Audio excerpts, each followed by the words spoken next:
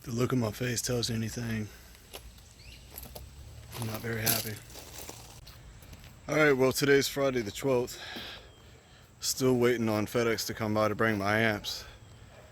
Walked out to the truck. Hasn't been started in a few weeks. Cranked it up. Let it charge up. Went to walk in the house. Something told me to look back at the truck. Well, I saw some smoke pouring out of the back. Let's see what I'm looking at. One of these fucking cells just expanded. As you see, there's still no amp. Just sitting here letting it charge.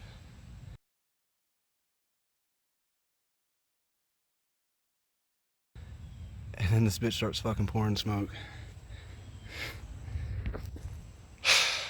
I'm pissed.